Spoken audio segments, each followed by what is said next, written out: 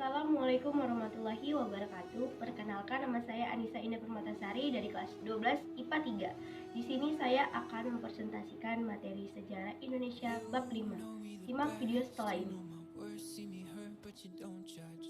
Judul materinya adalah Sistem dan Struktur Politik dan Ekonomi Indonesia Masa Demokrasi Terpimpin tahun 1959 sampai tahun 1965. Yang pertama ada sosial politik Indonesia pada masa demokrasi liberal. Kehidupan sosial politik Indonesia pada masa demokrasi liberal tahun 1950 sampai 1959 belum pernah mencapai kestabilan secara nasional. Kabinet yang silih berganti membuat program kerja kabinet tidak dapat dijalankan sebagai mestinya. Partai politik saling bersaingan dan saling menjatuhkan. Mereka lebih mengutamakan kepentingan kelompok masing-masing. Demokrasi terpimpin. Demokrasi terpimpin sendiri merupakan suatu sistem pemerintahan yang ditawarkan Presiden Soekarno pada Februari tahun 1957. Demokrasi terpimpin juga merupakan suatu gagasan pembaruan kehidupan politik, kehidupan sosial, dan kehidupan ekonomi. Dinamika politik pada masa demokrasi terpimpin. Upaya untuk menuju demokrasi terpimpin telah dirintis oleh Presiden Soekarno sebelum dikeluarkannya Dekret Presiden 5 Juli tahun 1959. Langkah pertama adalah pembentukan Dewan Nasional pada 6 Mei 1957. Langkah selanjutnya dilakukan oleh Presiden Soekarno adalah mengeluarkan suatu keputusan pada tanggal 19 Februari tahun 1959. Langkah menuju demokrasi terpimpin. Presiden Soekarno mengumumkan dekret yang memuat 3 hal pokok, yaitu melalui dekret Presiden, konsep demokrasi terpimpin yang dirumuskan oleh Presiden Soekarno melalui konsep 1957 direalisasikan pemberlakuan melalui State Not Dread, hukum negara dalam keadaan bahaya perang. Salah satunya ada menetapkan pembubaran konstituen, menetapkan Undang-Undang 1945, dan pembentukan MPRS. Pembentukan Kabinet. Pembentukan Kabinet pada tanggal 17 Agustus 1959 dalam pidato peringatan kemerdekaan RI, Presiden Soekarno menafsirkan pengertian demokrasi terpimpinnya dalam pidato tersebut. Presiden Soekarno menguraikan ideologi demokrasi, yakni yang isinya mencakup revolusi, gotong royong, demokrasi, anti-imperialisme, kapitalisme, anti-demokrasi liberal, dan perubahan secara total. Dan pidato tersebut diberi judul Penemuan Kembali Revolusi. Pembubaran DPR.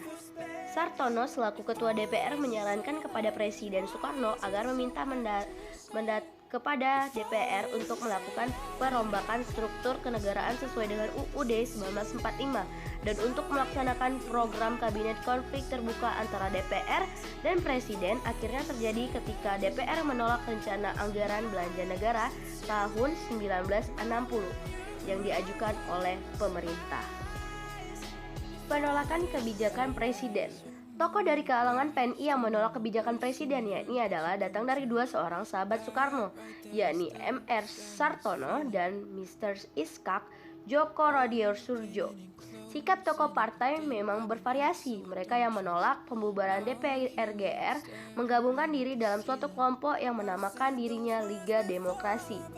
Tindakan Presiden Soekarno lainnya dalam menegakkan demokrasi adalah bentuk lembaga negara baru yang disebut Front National.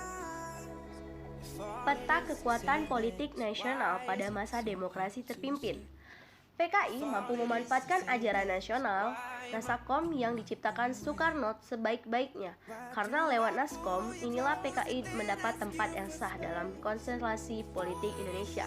Berbagai slogan disampaikan oleh pemimpin PKI, Aidit, siapa setuju Nasakom harus setuju Pancasila.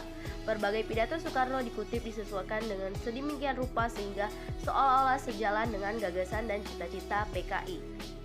Pembebasan Irian Jaya. Isi dari Trikora, yakni ada 1. Gagal pembentukan negara boneka Papua buatan Belanda. 2. Kibarkan sang merah putih di Irian Barat. Dan 3. Bersiaplah untuk mobilisasi umum guna mempertahankan kemerdekaan dan kesatuan tanah air dan bangsa. Sejarah konfrontasi antara Indonesia dan Malaysia. Pada 27 Juli 1964, Soekarno mengumumkan bahwa dia akan mengganyang Malaysia.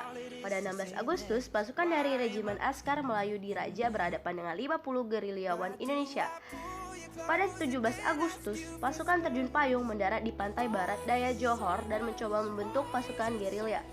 Pada 2 September 1964, pasukan terjun payung didaratkan di Labis Johor.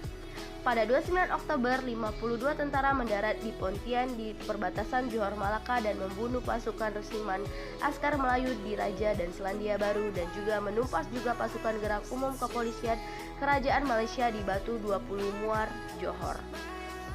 Akhir perperangan. Pada 28 Mei 1966, Kerajaan Malaysia dan pemerintah Indonesia mengumumkan penyelesaian konflik dan normalisasi hubungan antara kedua negara melalui konferensi di Bangkok meski diwarnai dengan keberatan Soekarno. Ekonomi dan keuangan pada masa demokrasi terpimpin disusun di bawah Kabinet Karya pada tanggal 15 Agustus 1959 dipimpin oleh Muhammad Yamin dengan beranggotakan 80 orang.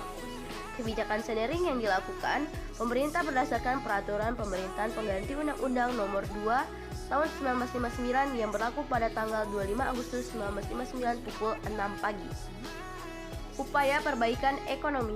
Upaya ini dilakukan pemerintah adalah membentuk panitia 13. Anggota panitia ini bukan hanya para ahli ekonomi, namun juga melibatkan para pimpinan partai politik, anggota musyawarah, pembantu pimpinan revolusi atau MPPR, pemimpin DPR, DPA.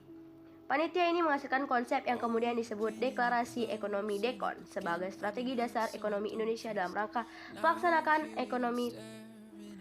Memburuknya kondisi ekonomi.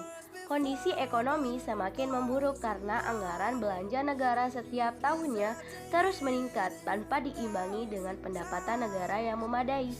Kondisi perekonomian ini yang sangat merosot mendorong pemerintah berusaha mendapatkan devisa kredit atau kredit impor jangka panjang yang harus dibayar kembali setelah 1 atau 2 tahun. Presiden Soekarno tetap pada pendiriannya untuk menghimpun dana revolusi karena dana ini digunakan untuk membiayai proyek yang bersifat prestisi politik dan mercusuar dengan mengorbankan ekonomi dalam negeri. Lanjut, dari memburuknya kondisi ekonomi. Dampak dari kebijakan tersebut adalah ekonomi semakin semeraut dan kenaikan barang mencapai 200-300% pada tahun 1965 sehingga pemerintah mengeluarkan kebijakan bahwa pecahan mata uang Rp1.000 atau uang lama diganti dengan Rp1 atau uang baru. Tindakan penggantian uang lama dengan uang baru diikuti dengan pengumuman kenaikan harga bahan bakar yang mengakibatkan reaksi penolakan masyarakat. Hal inilah yang kemudian menyebabkan mahasiswa dan masyarakat turun ke jalan menyebarkan aksi-aksi Tri Tuntutan Rakyat atau yang disebut dengan Tritura.